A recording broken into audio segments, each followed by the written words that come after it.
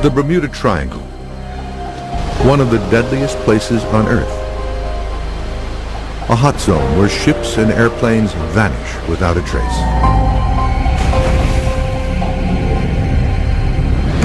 But halfway around the globe, at its polar opposite, there lies another triangle. This one more mysterious and more deadly. It is known as the Dragon's Triangle. The Dragon's Triangle is an area where ships disappear, planes disappear, and other kind of phenomena occur. There's really no way to predict what sorts of things you're going to see out here. And we do see some pretty odd stuff. We'll explore the mysteries, the evidence, and the science behind one of the most treacherous, dangerous, and puzzling triangle regions on the planet. If your ship was right on top of that gas bubble, you would sink because you wouldn't have enough buoyancy to keep your ship floating.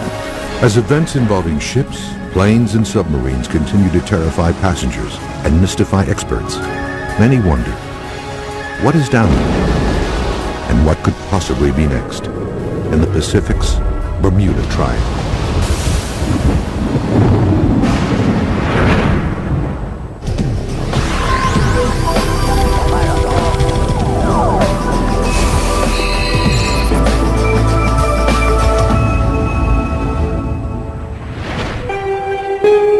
25 degrees north, 142 degrees east.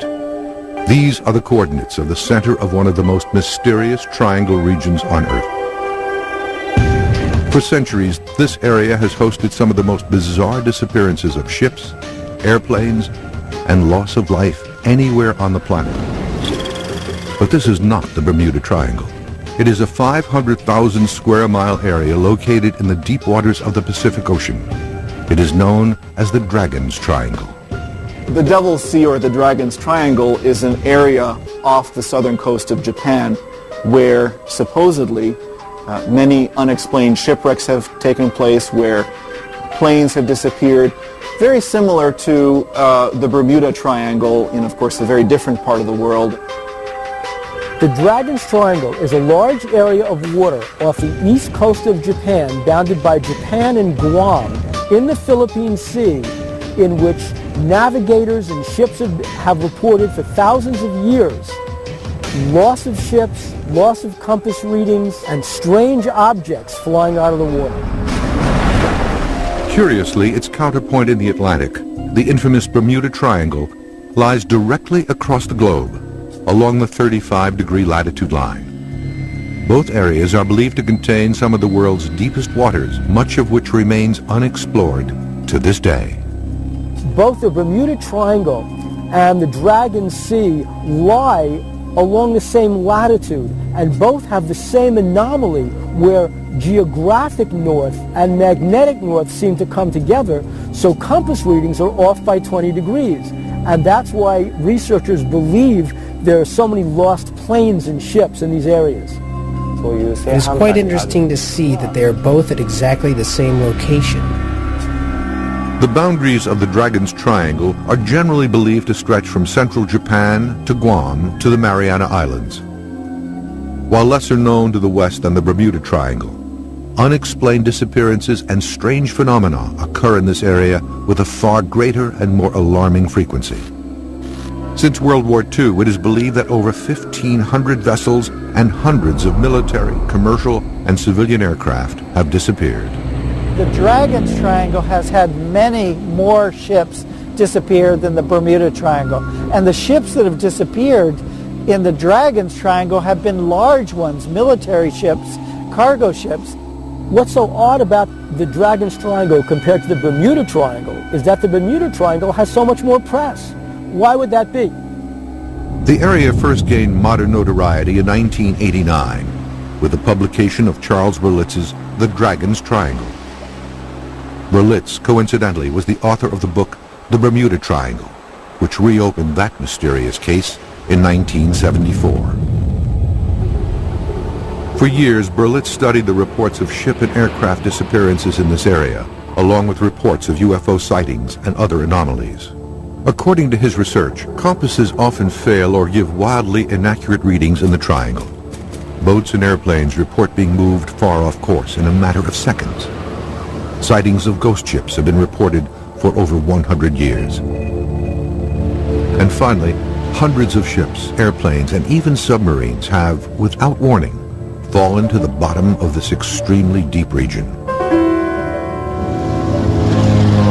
One of Berlitz's most terrifying and puzzling unsolved cases involves what he considers unseen and unknown forces that pulled legendary pilot Amelia Earhart down to her death in the heart of the Triangle in 1937. She goes more than 2/3 of the way around the world, over 22,000 miles. I look eastward over the Pacific, she writes. I shall be glad when we have the hazards of its navigation behind us. This fleeting radio contact is the last verified report of Amelia Earhart. Here's a story where Amelia Earhart was flying off Guam. Some say she was on a spy mission for the United States, and she lost her compass bearings. July 2nd, 1937, 12:30 p.m. Pioneering aviator Amelia Earhart and navigator Fred Noonan left Lae, New Guinea on the last leg of a round-the-world flight. Their flight plan would have taken them 2,500 miles to Howland Island for a refueling stop and over the Dragon's Triangle. The two were never seen again. Her compass and her instruments went down. Her plane was lost. She was never heard from again. To this day, Earhart's disappearance remains one of aviation's greatest unsolved cases. The Dragon's Triangle is also host to stories of ghost ships appearing out of the fog.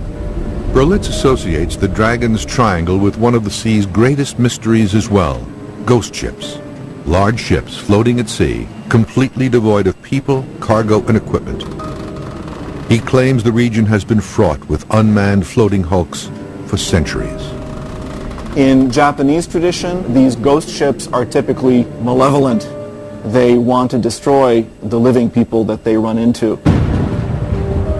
Ghost ships exceeding 100,000 tons have been seen floating aimlessly in the Dragon's Triangle. If true, how does an entire crew vanish without a trace? Berlitz points out a pair of horrifying ghost ship cases in his book. June 11th, 1881, 4 a.m. According to reports, the HMS Bashante encountered the legendary glowing Flying Dutchman ghost ship late at night in the deepest area of the Dragon's Triangle. A naval ensign aboard the ship, a prince who would later become England's King George V, made the following entry in the ship's log. The Flying Dutchman crossed our bows. She emitted a strange phosphorescent light, as of a phantom ship, all aglow. She came up on the port bow, where also the officer of the watch from the bridge saw her. But on arriving, there was no vestige or any sign whatever of any material ship to be seen, either near or right away to the horizon. The night became clear and the sea calm. January 1989.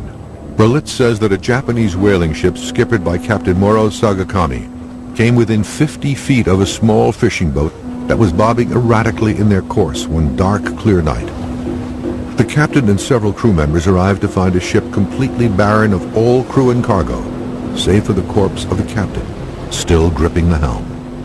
As far as ghost ships are concerned, what if the crews themselves were abductees? So the reason the vessel is adrift, the reason there's no crew, no remains, is that the crews are simply gone, taken by a USO. According to Berlitz's research, dozens of vessels have gone even further off the radar. They have disappeared from the Triangle entirely. On April 19, 1949, the Kuroshio Maru No. 1 disappears with a reported crew of 23. On June 8, 1952, 29 crew members of the Chifuku Maru No. 5 vanish. June 26, 1955, a U.S. Air Force F-3B jet loses radio contact with its base. Its two-man crew disappears.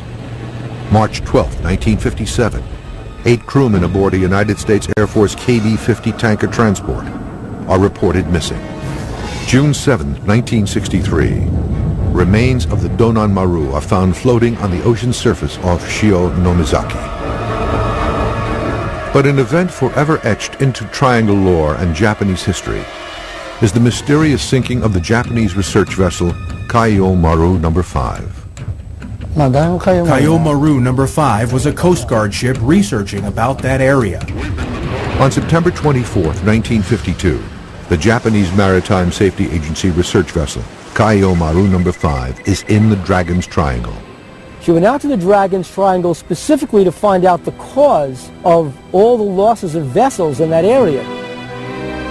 Suddenly, without any distress call, she disappears forever, taking with her a crew of 22 and 9 scientists. In their official Kaiyo Maru No. 5 accident investigation report from March 1953, the Marine Coast Guard states, "We have to investigate when, where, why it disappeared, because there are no witnesses and no survivors for this accident." While many conclude that the ship fell victim to an underwater volcano's eruption, others remain unconvinced.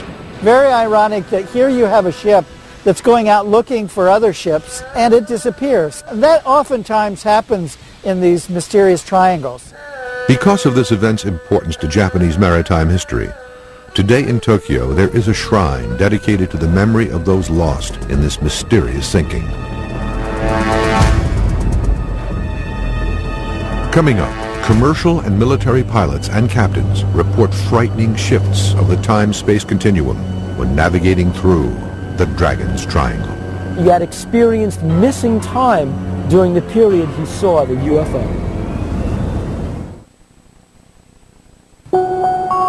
Like the Bermuda Triangle in the Atlantic, the Dragon's Triangle in the Pacific just off Japan is believed to play havoc with the so-called time-space continuum of planet Earth. This unexplained phenomenon reportedly causes ships and airplanes to be forced off course by miles and miles, and for clocks to suddenly change time, all in an instant. Some of the theories for the Dragon's Triangle include that it's anomaly, that there's some kind of magnetic anomaly, that there's some kind of black hole in the ocean, that there's something from outer space that zooms down and has some kind of interaction with, craft there and they disappear. But as far as we know, things happen there and we don't know why. In the late 1950s, American television and radio personality Arthur Godfrey, an accomplished pilot in his own right, reportedly experiences a frightening occurrence in the Dragon's Triangle, one that nearly cost him his life. In the 1950s, the band leader and television personality from America, Arthur Godfrey, was piloting a twin-engine craft over the Dragon's Triangle. He saw a USO. The instruments on his plane went dead. He was low on fuel. He had to navigate by the sun because his compass was out. When his instruments came back on and he was able to get over land again, he found out the same exact thing that he had experienced missing time during the period. With only enough fuel for 3 hours, Godfrey piloted his craft on dead reckoning. After 1 hour, his instrumentation returned, and he was able to return to course. However, Godfrey would later report that he inexplicably lost a half hour. His clocks literally rolled backwards. Fortunately for Godfrey and his crew, they safely arrived in Tokyo, avoiding the terrible fate of Amelia Earhart and countless others in the Dragon's Triangle. Other similar time-space anomalies over the Triangle have been reported by military pilots in the 1950s and 60s, including Air Force pilot Frank Hopkins, an advisor to the 106th Air Transport Group. In the summer of 1968, he wrote to Argosy magazine with a story of a time-space continuum shift while flying a C-97 Stratofreighter over the Dragon's Triangle. In the spring of 1966, I was a basic navigator aboard an Irrigard C-97 flying from Kwajalein Island to Guam. We looked forward to a pleasant night flight of about 6 to 6.5 hours. Hopkins says that, as per protocol, he plots his position hourly using star navigation. But during the 3rd hour of the flight, something inexplicable occurs. I shot a second celestial fix. Weather was excellent. Only problem was, and I almost fell out of the airplane when I put this on the chart, this last fix was almost 340 nautical miles down intended course. I rechecked and rechecked. A plugging old C-97 covered 340 nautical miles in 1 hour of time for no apparent reason. Later, upon landing on Guam, Hopkins reports to his duty officer that his airplane jumped many hundreds of miles ahead of course, but no report is filed. Hopkins says that he remains convinced, however, that this area is indeed home to peculiar forces that pose great danger to airplanes and ships.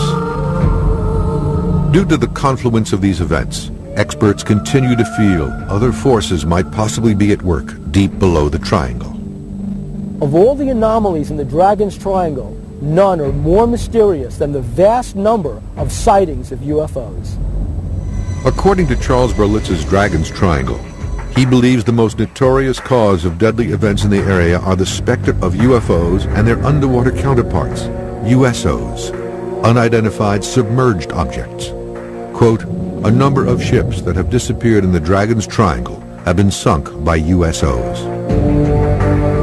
These events were often attributed in ancient times to angry demons or dragons. The Japanese were very influenced by the Chinese, and the Chinese were great believers in dragons, and that these dragons were somehow at sea and they could, rise up. And the dragon was both a propitious and a threatening symbol. UFO experts in Japan and researchers like Berlitz all believe the apparitions in the triangle, thought to be monsters and dragons by early witnesses, were in fact UFOs. These reports continue to this day. As we studied about this area, we found many interesting scientific reasons for these incidents, which had been called mysterious. There was a report in the Japan Sea by a fishing boat. The fishermen reported seeing a huge UFO flying back and forth and lights in the ocean. Japanese ufologist Junichiro Kato, head of OurJ, the Organization of UFO Research Japan, has been studying UFO phenomenon for almost 20 years. He has seen UFOs on numerous occasions over the waters near Japan and has photographed many of his sightings. I have so many photographs. There are maybe over 200 sightings. At one point, I witnessed 1 or 2 a month. The eastern tip of the Dragon's Triangle is believed by experts to even include portions of the city of Tokyo. On June 14, 1997, Kato snapped a photograph of a fast-moving glowing disk, moving at, he estimates, over 500 miles per hour just above the waters off Tokyo Bay. I took a picture of 3 UFOs flying in formation over the ocean near Tokyo Disneyland. The 3 UFOs made a triangle shape. This event was seen by 10 witnesses. The event was phoned into local Tokyo news outlets by several witnesses, but media reports were never filed. Kato was not the only modern Japanese witness to inform the History Channel of sightings of UFO-like objects over the Dragon's Triangle. Nobu Miyoshi, a Tokyo-based magazine editor, witnessed a UFO over the Dragon's Triangle while on this quiet beach about 30 miles south of Tokyo in 1990. In August of 1990, I saw an airplane going in one direction, and a white light appeared very close to the jet, and I wondered what it was. It moved like it was writing a W in the sky. It moved at 1 kilometer per second. It was quite quick. Before that, I didn't believe in UFOs. But since then, I became a believer. This unique experience leaves an indelible impression on Nobu. I wasn't scared. I was very surprised. I'd love to see it again and watch it much closer. Throughout the 20th century, eyewitness reports of UFO sightings in the Dragon's Triangle began to swell, from verbal reports from fishermen to official reports from military men and women. After World War II, the Soviet Navy had one of the largest active fleets in the Northern Pacific. Over the years, Sailors and officers aboard these vessels have been responsible for some of the best UFO reports in the Dragon's Triangle.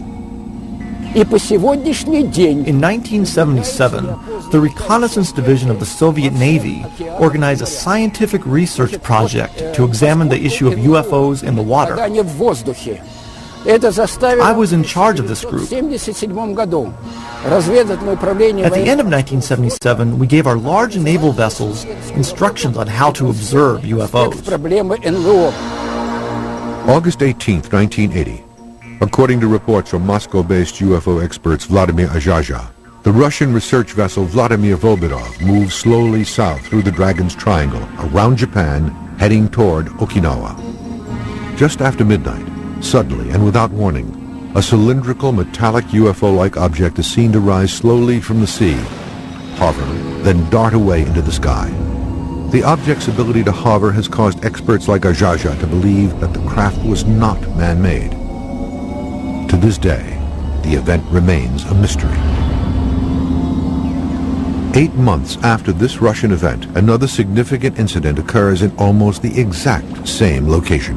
One of the more recent cases, and a fascinating case, is the Takikyoto Maru from 1981. They spotted a UFO, actually a USO, coming out of the water. April 17th, 1981. It is a clear day and the seas are calm. The 165-foot Japanese freighter Takikyoto Maru is sailing 200 miles off Kanazawa with over 30 crew members.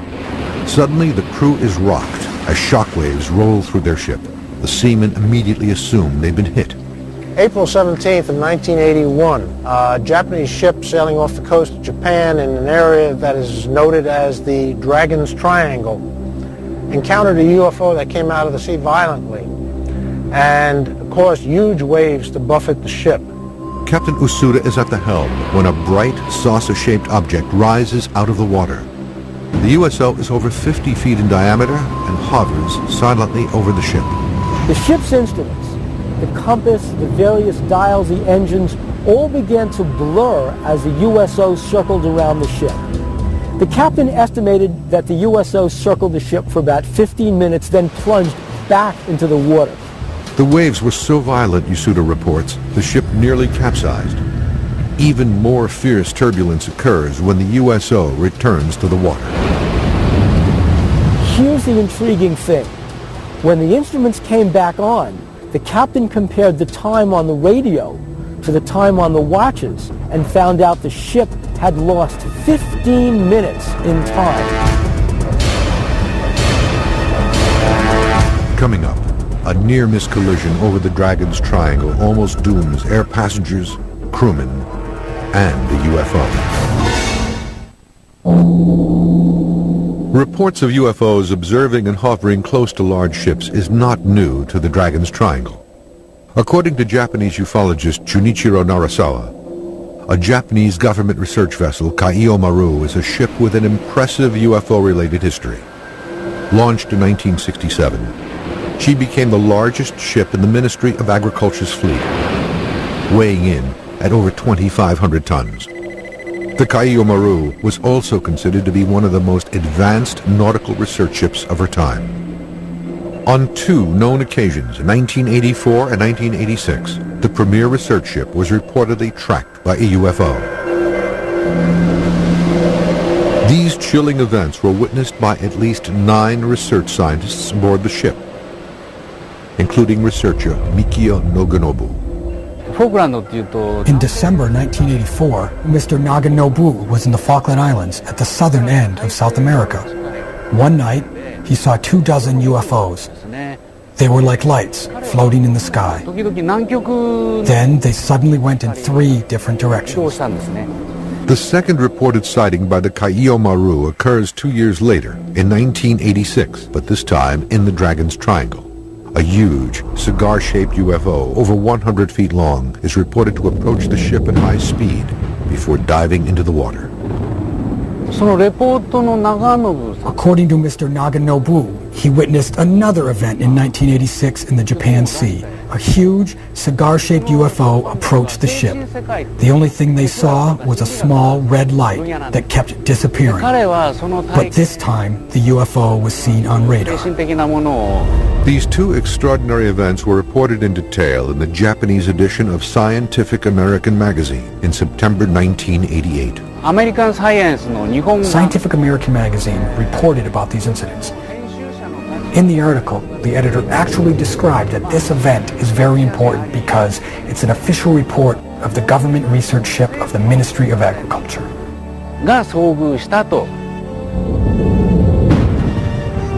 Reports of UFOs in the Dragon's Triangle are not limited to the sea.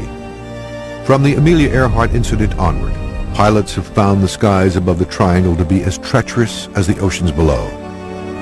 A significant air-to-air UFO event occurred over the western end of the triangle, a near-miss collision between an unidentified aircraft and a TOA Airlines Convair 240. One famous incident happened in Ikeda, when a pilot witnessed a UFO and the control tower announced to all the aircraft that there was a UFO approaching. March 18th, 1965, 7:06 p.m. In a harried report to the air traffic control tower in Tomakatsu, 43-year-old Captain Yoshiharu Inaba reports an unidentified oblong craft is approaching his jetliner as it cruises over the triangle, fast.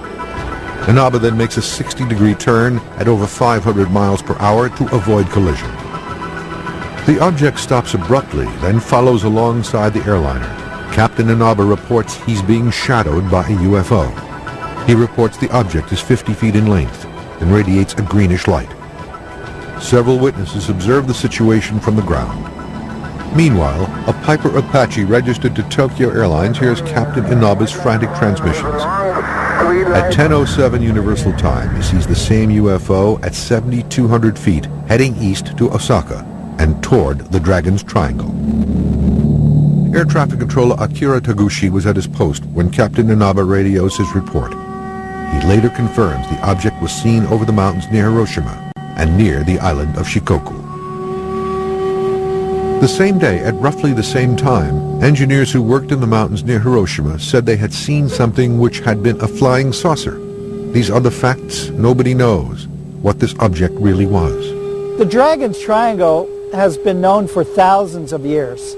And one of the stories that's connected with it is that there's a dragon that lives under the ocean and comes out of the ocean and snatches craft and vessels down into the depths. One of the world's earliest UFO stories, in fact, originates from the waters off Japan, along with what many believe to be the first modern drawings of UFOs.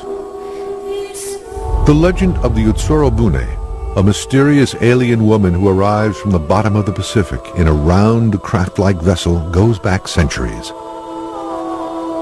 A closer look at the drawings reveals a flying saucer-shaped object, similar to those seen by countless witnesses in the 20th century. These drawings are thought to be the earliest known UFO-themed prints. In the writings, they found a description of a bowl-like metal ship that arrived on a beach called Hirotono-hama.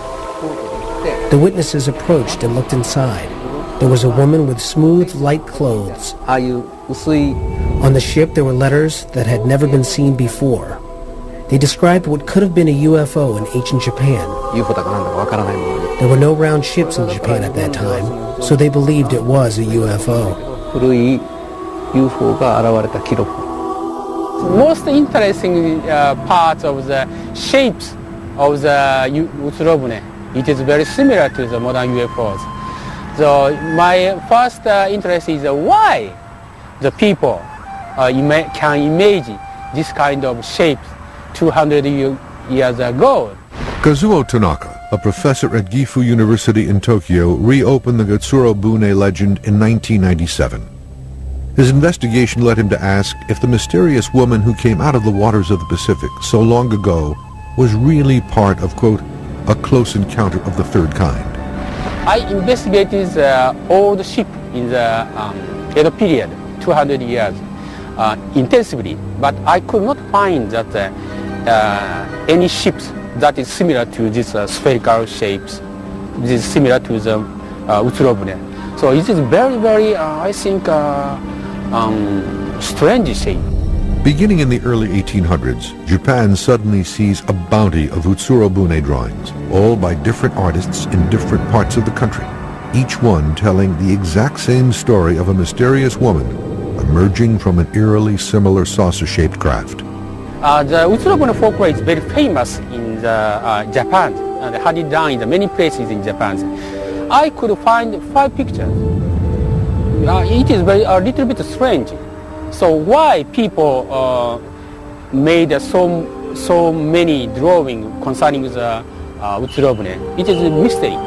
These strange coincidences cause experts like Tanaka to wonder if Japan, which was completely closed to outsiders and outside news until 1857, experienced a mass UFO sighting at around this time. The Utsurobune folklore in Japan has a key to solve the mystery of the modern UFOs, I think. Coming up, scientists examine the theories behind the mysterious disappearance of vessels in the Dragon's Triangle. The mysteries of the sea pervade Japanese culture and history.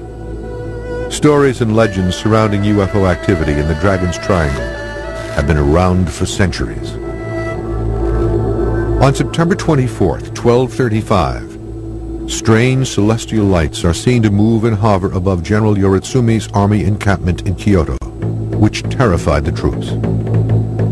The objects were thought to be dragons from the sea, on their way to attack them. 40 years later, 2 large-scale catastrophic events in the Dragon's Triangle would make world history and give its deep waters a deadly reputation. The Devil's Triangle, which has accumulated a certain amount of lore in modern times, and this clearly, to some extent at least, reflects old Japanese traditions having to do with the sea, with dangers in the sea, with supernatural or even divine beings who live in the sea, who can both protect and also attack those who earn their livelihood from the sea, fishermen and so on. In 1274, the Mongol Empire under Kublai Khan assembled a massive force of over 900 ships to conquer the one territory he coveted, Japan. Victory was more than assured until a single catastrophic event in the Triangle stopped this massive armada cold.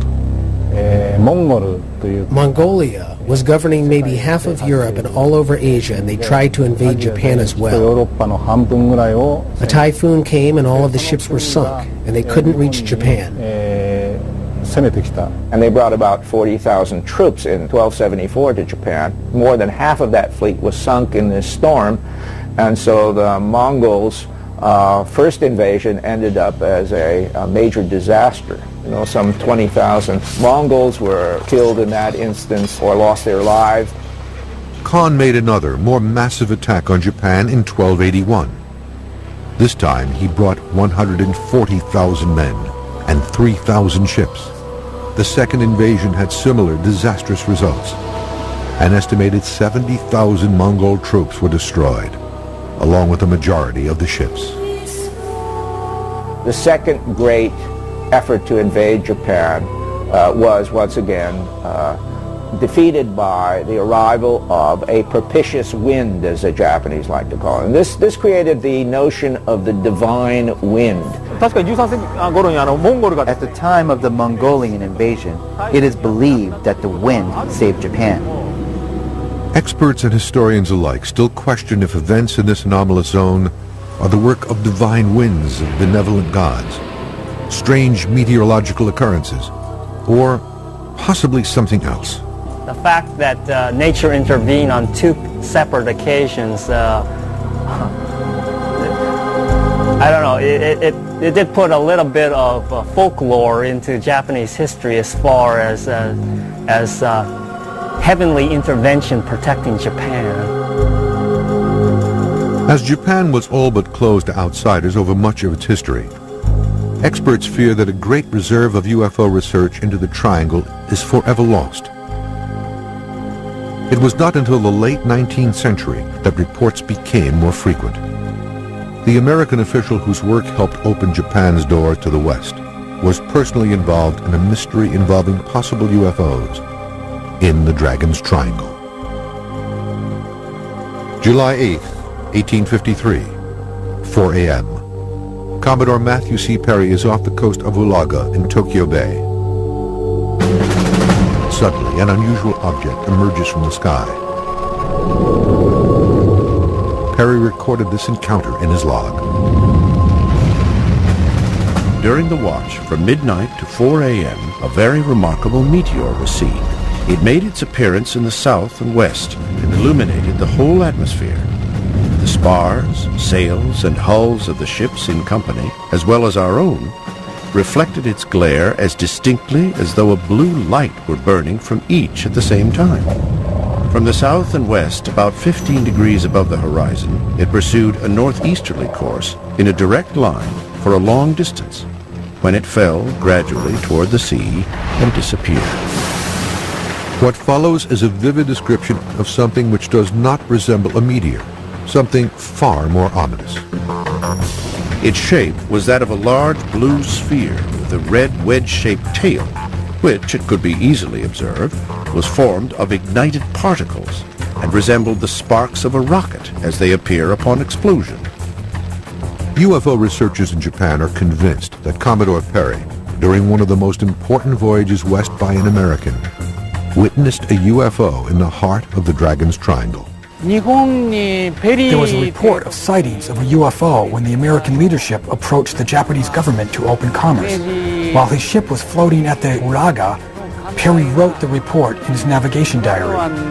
Others witnessed this sighting as well.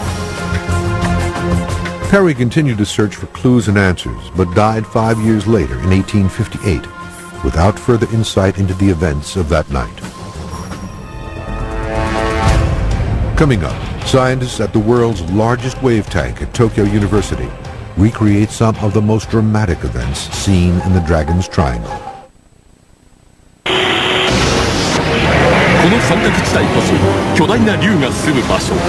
This is where two big dragons are hiding themselves from 3,000 years ago.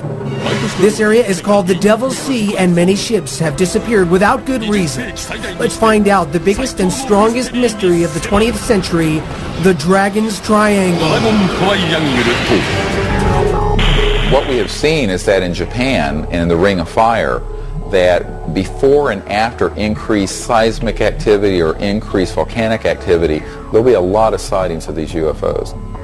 Deep beneath the Dragon's Triangle lies one of the most seismically active regions on the planet. Here, gigantic undersea tectonic plates shift constantly, and sub-oceanic volcano eruptions are quite frequent, all of which might be responsible for significant shipping losses and dramatic loss of life. Back in the States, we receive message traffic on a regular basis that tells us volcano warning alerts. So not only do we know where they are, we have them plotted on our charts. If I go down and check my email right now, I have about 8 or 10 messages from these guys telling us, hey, there's a volcano here that has shown some sort of seismic activity, and your best bet is to steer clear. When you get an underwater eruption, depending on how deep it is, if it's pretty deep, you'll just get lava flows coming out, but if it's closer to the surface, you'll get actual gas in the magma that forms bubbles, and it's an explosive eruption. Dr. Joanne Stock is professor of geology and geophysics at Caltech University in Pasadena, California. One of the Mariana Islands, which was erupting in 2003, it had these eruptions that were on the island itself, and people could see that there's pulses of gas coming out. It actually has more than 80 little vents that are offshore that are also active. If one of those was erupting, you know, you might see the peak of the volcano on the island. It doesn't look like anything's happening, but something could be erupting underwater where your ship is sailing near it and could be affected or could sink because too much gas is in the water. The gases created by underwater volcanoes can wreak havoc with ships, even huge container and cargo ships. If you happen to get a gas bubble, you know, a big gas bubble that came out of a vent that was underwater, if your ship was right on top of that gas bubble, you would sink because you wouldn't have enough buoyancy to keep your ship floating. The Ring of Fire that lies within the Dragon's Triangle is filled with dangerous volcanoes at varied depths. The shallowest ones are these islands above sea level, and then they go on down, 10,000 feet. Why is there so much volcanic activity surrounding Japan and this area? It may come as a surprise to some people to realize that the majority of the volcanism on the planet Earth is happening on the seafloor. Most of the Pacific Ocean floor is moving from east to west, and as the seafloor is dragged down into the interior of the Earth, this water reacts with hot rock and makes volcanoes. Volcanoes along the Marianas, which are erupting as a result of this plate collision, can toss aerosols and particulate matter all the way up to the stratosphere, and obviously if a plane flew into that, it might clog the engines. Another dangerous phenomenon in the Dragon's Triangle is the so-called triangle waves. These bizarre oceanic enigma are swift and deadly and impossible to predict. There are big waves, 7, 8, 9 feet high, crashing in from different directions. This creates huge waves up to 65 feet high. This is the most dangerous thing that I have ever seen. Japan is located where there are seasonal big winds. In the wintertime, there tends to be a lot of bad weather and turbulence. Winds from different directions create the triangle waves. The term triangular wave, sankakunami in Japanese, is a name used by Japanese people from the past. What it represents from a scientific point of view is not known. Dr. Hiroshi Tomita, special researcher at Japan's National Maritime Research Institute, and Dr. Takuji Waseda, professor at the University of Tokyo, performed a unique experiment for the History Channel in the world's largest wave tank. It demonstrates the destructive capabilities of the kinds of triangle waves and currents that affect this area. A U.S. commercial ship reported that they actually saw a wave over 100 feet high, but it was measured by sight, so they don't have any scientific proof. What my team is trying to do is measure in a more scientific way. There are 32 plungers at the end of the tank, which we control the amplitude of the phase from a computer. These tank tests are scalable. The same thing can happen in the real ocean. Dr. Waseda illustrates the nature of a triangle wave. As two waves process each other, the wave pattern will form a triangular shape. When a ship encounters these kind of triangular shaped wave, the ship can move in quite a different way. Sometimes it can move this way, but sometimes it can roll. Roll, for example, for a ship is extremely dangerous. The energy piles up. It is said that the amplitude can be quite high because of the crossing sea. Not being able to predict the direction of the forces is a threat for a ship. The phenomenon of triangle waves is reportedly responsible for the destruction of many ships and great losses of life in the Dragon's Triangle. I think the scientific knowledge is very similar to the jigsaw puzzle. We have no piece that matches to the UFOs. There are many reports of accidents, so I consider that it is a dangerous area. But we cannot define those accidents either from a volcano, natural causes, or some mysterious UFO. For hundreds of years in the Dragon's Triangle, there have been countless reports of disappearances and eerie encounters with UFOs, drawing a perfect correlation to its mysterious counterpart in Bermuda, leading many researchers to call this hot zone the Pacific's Bermuda Triangle. I've seen all the reports. I believe there are many people who see it and don't talk about it. There are some people who say, I cannot believe until I see with my own eyes. But of course, the eyes are not always reliable. We have to research from many different points of view. Maybe there are some doors that open frequently to the different dimensions on this planet. So, in theory, maybe it's possible there are doors like that in the ocean. Modern researchers, both for the Dragon Sea off Japan and the Bermuda Triangle off the Florida coast, have hypothesized that there's an undersea UFO base or a USO base in those waters. They're very deep, there's a lot of volcanic activity, and sometimes the magnetic readings will throw off attempts to find objects on the bottom of the surface. So there may well be a USO base in the Dragon Sea off Japan.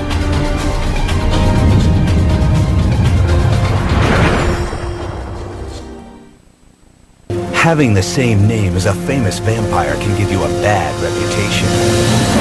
But this Romanian prince earned his infamous name from his cruel ways. The real Dracula left an enduring legacy, not just in blood, but also in brick, mortar, and stone. Now it's back to life on Lost Worlds, next on the History Channel.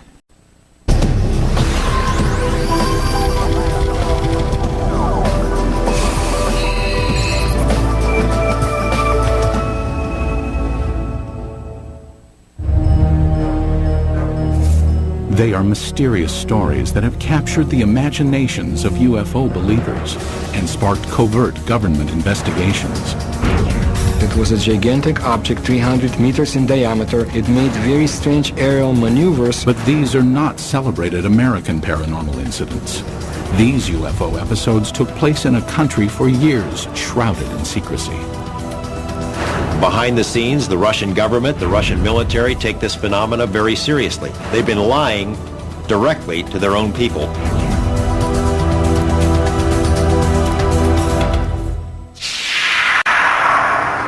May 2002.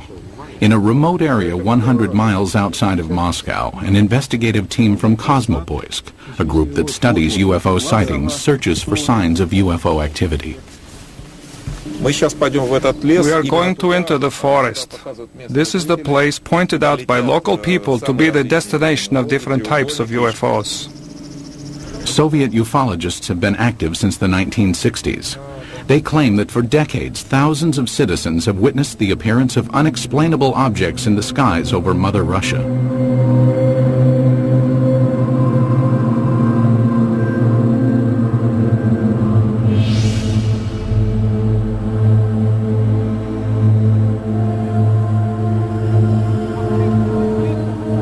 Today, ufologists in Russia work in the open and report their findings freely.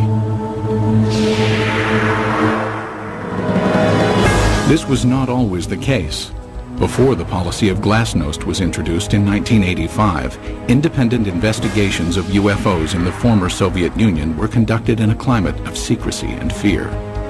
At times, official government policy denied the existence of UFOs and any UFO activity, and prohibited anyone from reporting otherwise. The UFO research in the former Soviet Union was a very complicated matter because one had to deal with overall state secrecy. Meanwhile, the Soviet government was involved in covert UFO investigations of its own. We know that the Russian government studied this secretly for a period of 40 years. We know that they took it very seriously. We also know that there have been various attempts, including more recent ones, to put a spin on this to say, there's nothing to it. That's a bunch of baloney. The results of the Soviets' most far-reaching secret UFO study became public in the year 2000. The inquiry started in 1978 and took 13 years to complete. The investigative team consisted of top scientists and military experts and was completely clandestine. Certainly this collaboration between the Academy of Sciences and the Ministry of Defense was not paraded. I mean, formally these studies were closed. Classified organizations took part in these studies. This research should have a secret character. Colonel Boris Sokolov was the coordinator of the investigation. Shortly after the fall of the Soviet Union, he met with American investigative journalist George Knapp. Sokolov told us that just as in America, 90 to 95% of these cases could be explained away, but the remaining 5 to 10% could not be easily explained. The 13-year Soviet UFO study scrutinized some of the most puzzling sightings in Russian history. In 1968, a cameraman documenting a test of a Soviet jet fighter noticed a huge triangular object in the sky. He focused his camera on the object and caught it on film. In 1977, an unusual aerial display sent tentacles of light streaming down over the town of Petrozavodsk. Some claim the event caused fine holes to be glazed in glass windows and concrete. In 1982, military personnel at an intercontinental ballistic missile base witnessed several brilliantly lit orbs overhead. Seconds later, a warning light indicated a missile had switched to the prepare to launch mode. Had an alleged UFO come close to starting a nuclear attack?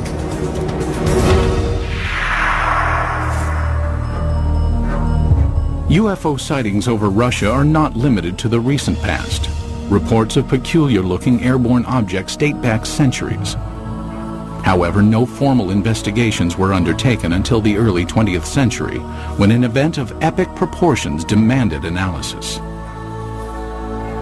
Tunguska, July 30th, 1908. In a remote area of Siberia, the morning calm was rocked by an explosion. The powerful blast was heard 1,000 miles away.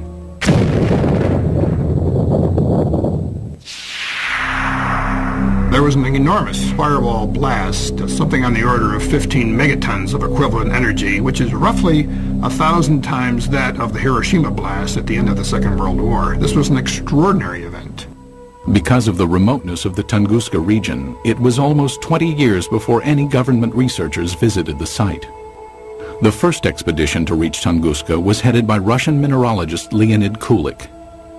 When the initial expedition got to the Tunguska area in 1927, the natives were reluctant to show the scientists into the region because they thought the god Agdi had devastated the area because of the wickedness that was going on, and he had destroyed the trees, killed the animals. Kulik eventually convinced locals to direct him to the blast location. Believing a meteorite had caused the massive explosion, Kulik assumed he would find a crater at the point of the meteorite's impact. To his surprise, there was none. He looked for meteorite samples on the ground because often when an object hits the Earth, it throws up debris, and the debris is recoverable around the edges of the crater. But of course he didn't find that either. What Kulik discovered has stirred UFO debate for decades. At the blast's epicenter was a frozen swamp with an untouched clump of fully grown trees in the middle. Circled around the grove, 10 million dead trees lay in a symmetrical ring, seemingly mowed down by a cosmic scythe. So here we have an enormous blast site with no crater, no fragments or meteorites around the rim of the crater, and this radial pattern of burnt trees knocked down for some 20 miles in all directions. In the years that followed, others traveled to Tunguska to study the unusual occurrence. There might have been fruits obtained by labors of another expedition sent by the head of the Soviet secret police in the late 1940s. But all we know is that such expedition existed. We do not know what has happened to the items and the information it collected. Further baffling ufologists were reports of radiation damage in the Tunguska blast region. There were also some reports of mutations taking place in plant life, and even some humans apparently suffered some gene damage. In 1947, Russian Army Colonel Alexander Kazantsev developed a remarkable theory based on information about the devastating consequences of America's atomic bomb attacks on Japan. He was listening to the report about the nuclear bombardment. The announcer gave a very long and very detailed description of how and in which direction trees, houses had fallen, and so on, how everything was hit. He realized that what had happened in Hiroshima, exactly the same happened at Tunguska, only nearly half a century ago. Kazantsev hypothesized that the nuclear-like devastation seen at Tunguska must have been caused by the crash of a nuclear-powered alien spacecraft. But the scientific community rebuffs the UFO theory. Scientists claim the Tunguska explosion was caused by a rare but explainable natural event. They believe an asteroid dropped to just 3 miles above the Earth's surface and then exploded. As the object came in, it was being decelerated and squeezed by atmospheric forces. It blew up with the force of a hydrogen bomb. The shock wave smashed down the forest, knocking trees away from the blast, and resulting in a pattern away from ground zero. But how would an asteroid explosion explain the reports of radiation damage in the Tunguska area? Scientists say it can be attributed to the sheer magnitude of the explosion. As we mentioned before, the blast itself was 1,000 times greater than the Hiroshima blast at the end of World War II. The blast would have generated a series of very high-speed charged particles and would have been the cause of some of the mutations in the gene structures of plants and animals. But to this day, scientific explanations do not satisfy many ufologists. I have been several times to the place where the Tunguska body fell. I intentionally call it body, not meteorite. I mean, the catastrophe of an asteroid, of a comet, or of any other natural body cannot lead to such consequences. A number of expeditions found things that they couldn't explain. There are some people who were saying that the evidence suggested this was some kind of an alien spaceship. That was the kind of magical explanation you use when you don't have enough real science to understand the physics and the astronomy involved. Throughout the rest of the 20th century, magical explanations of unidentified flying objects over Russian skies would continue. And in one instance would help expose a top-secret Soviet military project.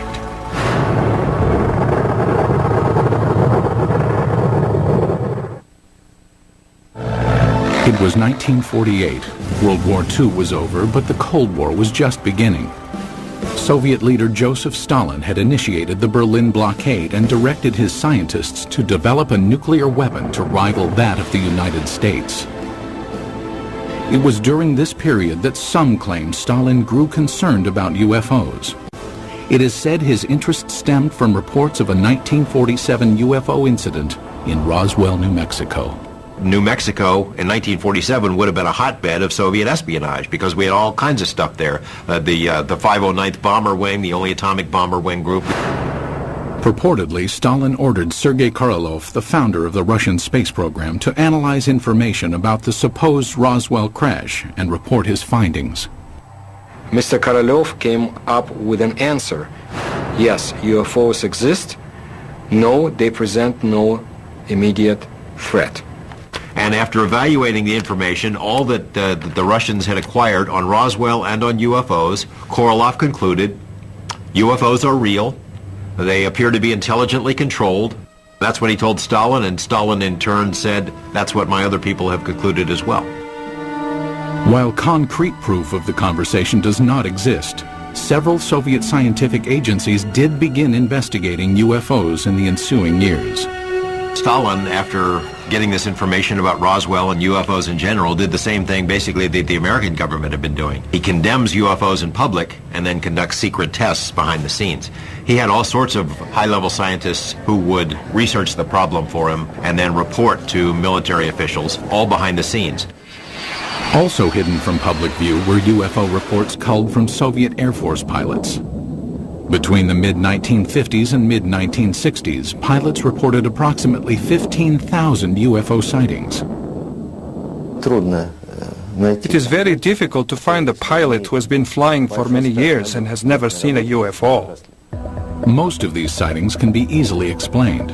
In an era of superpower distrust, flights of American spy planes and spy balloons were common over Soviet skies. But investigative journalist George Knapp, who has viewed portions of the Soviet UFO files, found some of the pilot sightings perplexing.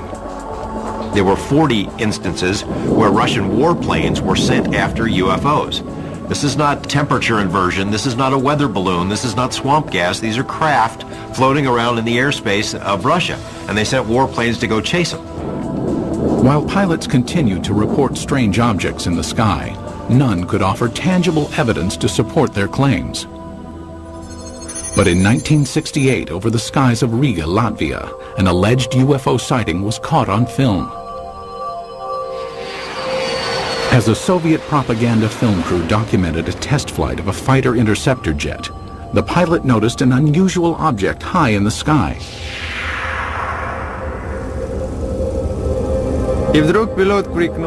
And suddenly the pilot shouted, "Look, film it!" We looked and saw a triangle at a tremendous height. Fighter planes scrambled to investigate, but the object quickly disappeared behind a cloud and was never seen again. It was later estimated that the craft was hovering approximately 7 miles above the ground. The film was sent to the Kremlin, where it remained locked from public view for years. They really took it seriously. I say seriously because the film was taken away. It was declared completely secret. Outsiders have only recently seen the confiscated film. While some maintain the film is conclusive evidence of a UFO, skeptics argue the vehicle was most likely a French-made high-altitude research balloon. As secrecy enveloped all government discussions of UFO issues, an underground army of Soviet ufologists began to form in the USSR. They kept their studies concealed. Russians who study UFOs in this period report that they had a very serious feeling of threat from the Soviet government, that they were doing something which the Soviet government disapproved of. The leader of civilian UFO research was Felix Ziegel, the man considered the father of Soviet ufology. Felix Ziegel was a Soviet scientist. He was a doctor of mathematics and astronomy at the Moscow Aviation Institute. He made it his job to find out why are the strange objects or in the skies of his country. Ziegel challenged the Soviet system by conducting paranormal lectures, organizing independent UFO investigations, and urging Soviet citizens to report any and all sightings. His efforts were not without risk. We cannot say, of course, that people would be put in jail for it, but still Ziegel suffered. He was harassed both in his place of work, at the Institute of Aviation, and he was harassed by the state government authorities. Ziegel and his investigators spread information about UFO sightings through an underground press network. Samizdat, private publications used to disseminate information, were strictly forbidden by the Kremlin. In his time, brochures were printed in a samizdat way. They were collections of observations and letters, typed in 5 to 10 copies. All materials were typed with the use of carbon paper.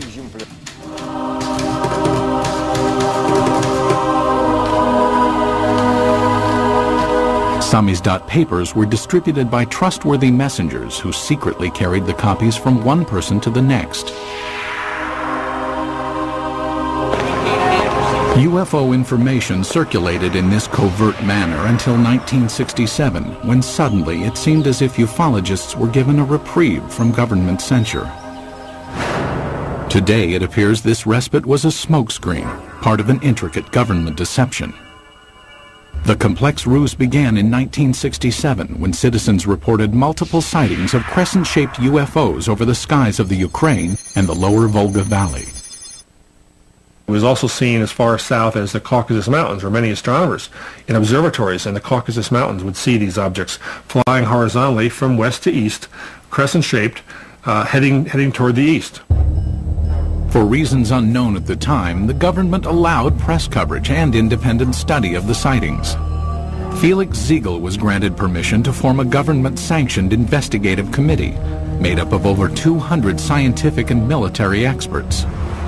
In October 1967, they convened at the Central House of Aviation and Cosmonautics in Moscow.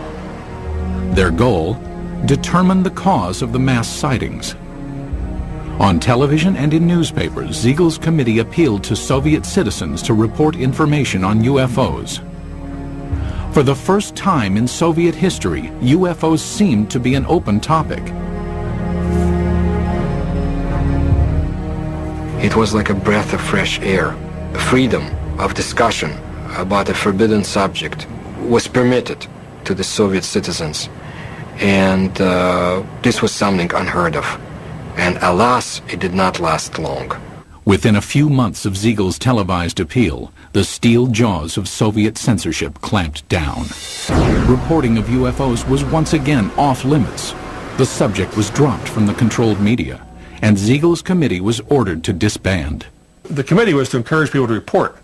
As soon as the reports began to gather, somebody in Moscow quashed the activity, canceled the committee, canceled publication of further works, and put a lid on it Cries of a Kremlin whitewash were immediately sounded. Why the cover-up takes place, I don't know. Is there a cover-up? There's no question about it. But what they were covering up is the question. UFO buffs believe they were covering up alien visitations. I think the evidence is clear they were covering up descriptions of their own secret military aircraft and missile activities and satellite activities. Scientist and NASA consultant James Oberg came to this conclusion in 1977 after studying Soviet space vehicle launch patterns and comparing them to the dates of the 1967 sightings. He deduced that the crescent-shaped objects witnessed in the sky were not alien in nature, but could be attributed to secret tests of a new Soviet missile warhead.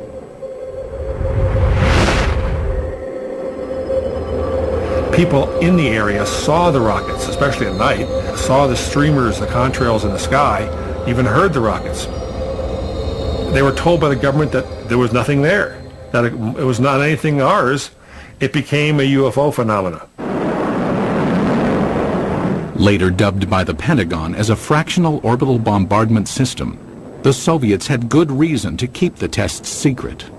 It was designed to sneak under our radar as a first strike weapon. It was one of these scary things that you only build it if you mean to make a sneak attack. It was also illegal to have such a weapon because in 1967, the U.S. and Russia and other countries signed a treaty forbidding the placing of nuclear weapons into orbit. But why, after crushing public dissemination of UFO information for years, did the government briefly loosen its restrictions in 1967? It appears now to have been a deliberate ploy to fool its citizens and the international community about the true nature of the sightings. The Soviet government did not want the public to understand what was going on. They didn't want the Americans to know, for example, what was going on. It was a useful camouflage. It diverted people's attention. Because it was a UFO, Western journalists would laugh rather than investigate it. The cover-up by the Soviet government is in letting people think they're flying saucers. The strategy backfired when the extensive UFO data collected by Felix Ziegel's committee was published in magazines. The Soviet government realized what these reports really were. They're military secrets. Not described accurately, but accurately enough to be of use to the CIA if they ever caught on. The government said, "Oh my gosh," and other things in Russian, and said no more UFO reports get published in the Soviet Union. For 10 years, public discussion of UFOs was effectively brought to a halt. But that would change in 1977 with the appearance of a strange-looking object over Soviet skies, witnessed by thousands of astonished citizens. September 20th, 1977. As dawn approached in the small Russian port city of Petrozavodsk, a spectacular aerial display lit up the skies. The incident would become one of the most studied UFO sightings in Soviet history. The phenomenon of Petrozavodsk is one of the greatest abnormal phenomena on the territory of our country. At approximately 4 o'clock in the morning, civilians and military personnel reported seeing huge star-like apparitions shooting in the sky. As it flew up in the sky, it appeared to come over the city and then head off toward the horizon. People who were out in the streets of the town saw this blazing jellyfish streaming tentacles down from the saucer-shaped bright core. The impressive display lasted approximately 10 minutes. Witnesses claimed that a host of strange occurrences on the ground accompanied the sighting. They reported all sorts of phenomena. They smelled ozone, computers were crashing, drivers lost control of their vehicles and went into ditches. Perhaps the phenomenon most difficult to explain was the appearance of finely glazed holes in glass windows and rocks around the city. There is no explanation for this fact, but the connection is direct by the time parameters. There had been no holes before the event, and then they appeared. Witnessed by thousands, the aerial display above Petrozavodsk was impossible to refute. While the sighting remained a mystery to Soviet citizens, NASA consultant James Oberg quickly discovered its origins. Because of my connection with the space program and my knowledge of satellites and rockets, I was able to find out within a matter of hours There was a rocket launching that morning from a secret space center north of Moscow at precisely the time people were seeing this UFO. The jellyfish-like display was triggered by the launch of the Cosmos 955 spy satellite. As the rocket engine contrails were backlit by the rising morning sun, it produced the tentacle effect observed by witnesses. So this what they call basically the smoking gun of Soviet ufology. They call it a Medusa, or jellyfish UFO, because it was streamers of light coming down from the streamers in the rocket engines of the rocket, as it turned out. As with previous mass sightings, the government had ample reason to keep the truth hidden from Soviet citizens. The satellite was launched from a secret military space center called Plesetsk, one of several undisclosed missile bases scattered throughout the Soviet Union. Most ufologists accept the satellite launch as the cause of the aerial display, but many argue it does not fully clarify the mystery. How shall we explain the appearance of some beams that burnt the glass? When the pieces of the glass were analyzed at the Institute of Metrology in Moscow, they concluded that these holes resulted from badly glazed window glass. That is, a purely technical defect took place. I do not believe that the launch of a secret military satellite would explain the holes that were made in the glass. My personal opinion, no, this was not man-made technology that's responsible for such effects. There were some reports of holes being drilled into glass window panes and in paving stones. I saw those reports. I can't explain it. And all these sorts of additional phenomena, these additional reports, are typical of what happens when people see a very sudden, shocking sight in the sky and look around them for corroborative evidence. Most of the time, it's irrelevant, independent, and sometimes even imaginary. While the mysterious holes might never be fully explained, the Petrozavodsk incident had much deeper consequences inside the walls of the Kremlin. The upshot of this incident was the decision of the Soviet government to create a secret program to study UFOs.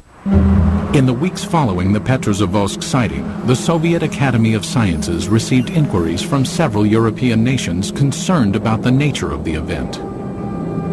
In response, the Academy of Sciences requested permission from the Kremlin to initiate a top-secret investigation of anomalous occurrences. Although aware the majority of these events were not paranormal in nature, the scientists admitted in their request that they could not provide a scientific basis for all UFO sightings. The Academy of Sciences can neither ignore or explain the paranormal phenomena similar to that observed in September 1977 in Petrozavodsk. The program was organized to show that we did not know the answers to these questions and would be studying it on the scientific level. That was the way the official scientific program for studying abnormal phenomena and extraterrestrial flying objects started its work in the Soviet Union. In 1978, the investigation that later became known as Institute 22 was formally started.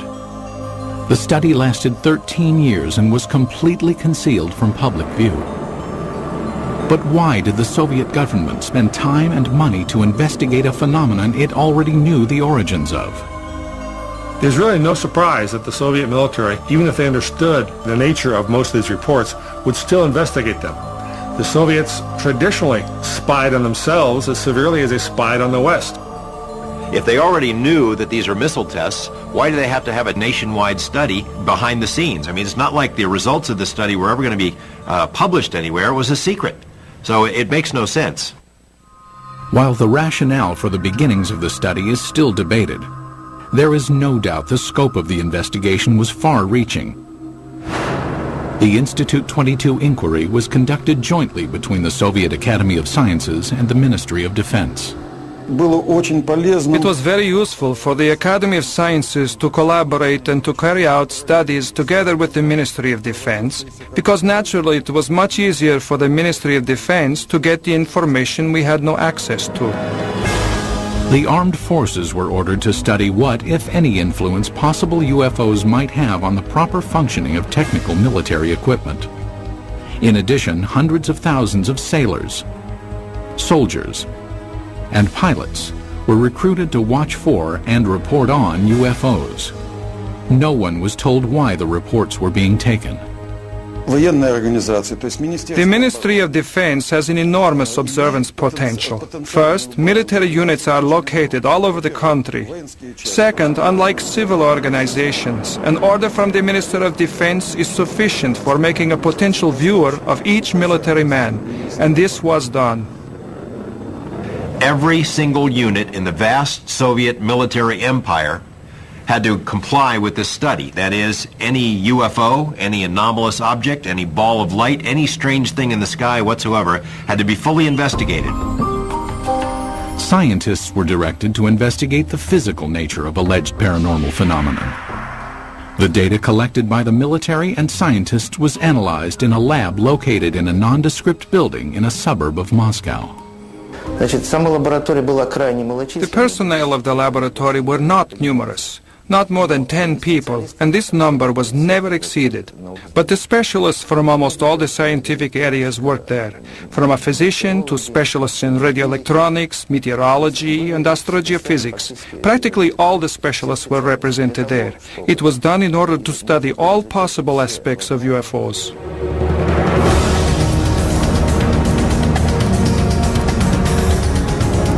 Six years into the study, Institute 22 would be called on to scrutinize an incident of global consequence, when a suspected UFO incident placed the world on the brink of nuclear war.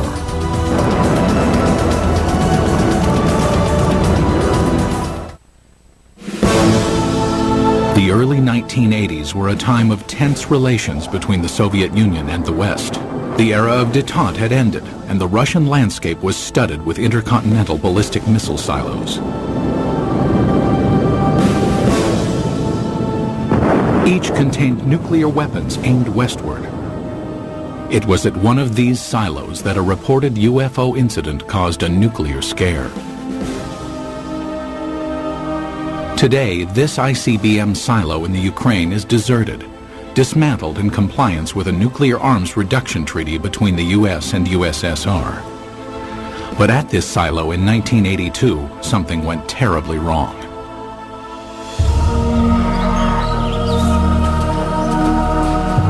It started at approximately 6 p.m. when soldiers and villagers in the nearby town of Bielo-Korovichi witnessed a strange object in the dusk sky. A military officer at the time described what he saw. I was riding a motorcycle not far from here. I saw a large object in the air. It had a perfect geometric shape. At the same moment inside the silo, an emergency warning light indicated that a nuclear missile had switched to launch mode.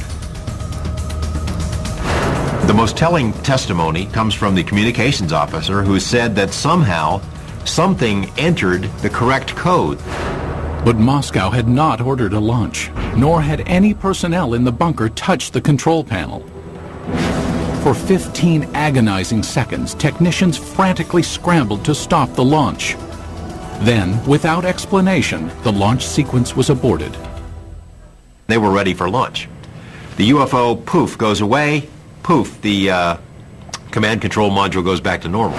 Had a UFO somehow interfered with the launch controls of a nuclear missile? A team of investigators from Institute 22, the secret state-sponsored UFO research team, was immediately ordered to the missile base. They established within a very short period, literally half a day, that a military training exercise took place at a nearby aerial ground. Investigators learned that the sighting occurred at the same time and in the same area where the military was testing flares. Dropped out of planes, the flares provided 5 to 7 minutes of illumination. That explained the strange display in the sky. But why did the nuclear launch sequence activate? The fact that the emergency situation coincided with the effects which took place is certainly a remarkable coincidence, but it is still a coincidence. The ICBM control equipment was systematically taken apart and rebuilt, but no defects were found. It's not just an electrical malfunction. Something entered the correct launch codes. That just doesn't happen every day. We hear from our government UFOs are not a matter of national security. The Russian government has been telling its people the same thing. They're trying to confuse us. This incident is clear evidence, if ever there was, that UFOs do carry national security implications. After examining the ICBM episode, the investigative team of Institute 22 continued to scrutinize various sightings around the country. Some who reported UFOs had a much closer view than those on Earth. Cosmonauts. The first man in space, Yuri Gagarin, is quoted in the Thread 3 documents as saying, "I can tell you that UFOs are real, and if you allow me, I'll tell you a lot more." The second man in space, cosmonaut Titov, said that there were 7 UFOs dancing around his space capsule during his brief flight into space. However, even to this day, most cosmonauts are reluctant to speak about any unusual phenomenon they witnessed in space. There's a ridicule factor, there's a laughter curtain, there are career consequences from reporting a UFO and taking it seriously. But in this rare interview obtained by the History Channel, 2 cosmonauts spoke of unusual objects they encountered in space. Many cosmonauts have seen phenomena which are far beyond the experiences of Earthmen. For 10 years, I never spoke of such things. Former Commander Vladimir Kovalyonik of the Salyut 6 space station revealed that on May 5, 1981, he observed an unrecognizable illuminated entity outside the porthole of his craft. The object had an elliptical shape and flew with us. It only flew straight, but then a kind of explosion happened. It produced a golden light, very beautiful to watch. A second explosion followed, and 2 spheres appeared. As we entered the darkness of Earth's shadow, I could no longer see them.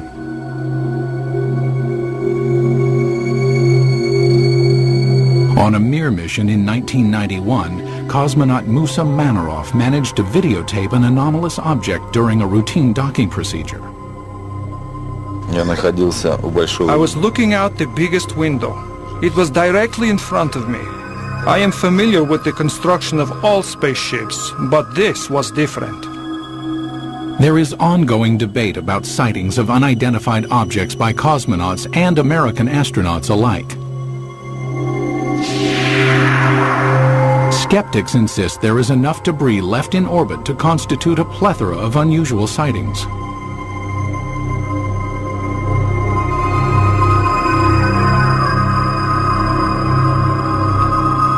As cosmonauts traveled amidst the stars, the 1990s saw major changes take place on Soviet soil. When the walls of communism crumbled, American UFO investigator George Knapp ventured to Russia, hoping to discover just what secrets the Soviets had been hiding about alien encounters. What he found was startling. Beginning in the mid-1980s, the leaders of the United States and the Soviet Union conducted several summits aimed at reducing both nuclear arms and tensions between the 2 superpowers. Shortly after one such meeting, President Ronald Reagan revealed he and Mikhail Gorbachev had discussed the topic of alien encounters. I couldn't help but say to him, just think how easy his task and mine might be in these meetings that we held if suddenly there was a threat to this world from some other species, from another planet, outside in the universe. We'd forget all the little local differences that we have between our countries. Reagan made 5 different public statements, including one to the United Nations, that, well, boy, wouldn't it be something if UFOs were suddenly a threat to us and we'd all get together? And so Gorbachev kind of responded, yeah, it sure would. You know, we would get together. Lo and behold, we did get together. You know, the wall came tumbling down, perestroika, glasnost. With the collapse of the Soviet Union came a new era of openness in Russia. Thousands of miles away in Las Vegas, Nevada, investigative journalist George Knapp, who had studied many American UFO incidents, realized the time was perfect to explore Russian reports. 3 years ago, we have succeeded in obtaining several hundred pages of secret Russian UFO documents and photos. Other Western journalists followed. Today, it's a new ballgame. The lid has been dropped on government UFO files, although there is still plenty of information to be found. It occurred to me, now may be the time to go ahead and try to find out what the Russians know about UFOs. It was a tumultuous, crazy time, but a wonderful time to be there as a journalist. In 1993, Knapp traveled to Russia and was introduced to Boris Sokolov, the coordinator of Institute 22. Like many government-funded scientific projects from the era, Institute 22's funding had been cut and the project disbanded. Sokolov provided Knapp with some of the recently declassified UFO files, containing information on the cases that were more difficult to explain. He had culled from the thousands of reports some of the most interesting ones and had kept them in these binders, and we were able to get them and bring them back. Why would the Russian military study all of this stuff? Colonel Sokolov said it was a very practical reason. They knew that UFOs could do things that their planes couldn't. Figured by studying it, they may be able to get an advantage over us in terms of stealth technology. Upon returning to the United States, Knapp made some of the files public. As a result, Colonel Sokolov was ridiculed by some back in his homeland. Officially, Russia was a democracy, but the communists still had a lot of influence. There were communist newspapers that attacked him broadly as being a sellout to Mother Russia. But the public scorn Sokolov endured was certainly less severe than the consequences he might have been subject to in the old Soviet Union. My friend put it this way. He said, if this had happened 5 years ago, we would be in prison. If it had happened 10 years ago, we'd all be shot for giving up these secrets. But in 2000, the relaxed political climate allowed Sokolov and scientist Yuli Platov to publish a report summarizing the findings of Institute 22. Entitled The History of UFO State Research in the USSR, the report concluded that of the 3,000 UFO sightings investigated, 90 to 95% of the incidents could be attributed to man-made phenomenon, mostly missile launches and research balloons. The remaining 5 to 10% could not be easily explained. He was not willing to conclude that any of these things were extraterrestrials or interdimensionals or aliens from the future or anything of that sort. The thing is that before, the enthusiastic ufologists had affirmed in literature that all we saw was due to contacts with the extraterrestrial civilizations. No. It turned out that only a very small percentage of events remained unexplained. But in a land that for so long concealed information and suppressed dialogue, many ufologists wondered if the report revealed the entire truth. There is a vast treasure trove of KGB documents on this topic somewhere that no one has ever seen. And I know the KGB did release some documents in the early 90s, but it is presumed by a lot of folks that the best stuff is still hidden in a vault somewhere. What happened to the files? Who keeps them? Until we ourselves go through the files, we cannot say whether what Mr. Platov and Mr. Sokolov say is true. It will probably never be known exactly how many Soviet UFO files remain classified, or what they contain. Most in the scientific community doubt any smoking guns exist in the unseen files. People in Russia still have a very powerful sense of gossip and rumors, because under Soviet days, so many things were illegal to talk about, illegal to know. So they replaced the reality with a very rich mythology. UFOs became part of that mythology in Russia, and it's still a very powerful theme over there. But many UFO enthusiasts remain suspicious, believing that the proof of alien encounters exists and is still being hidden.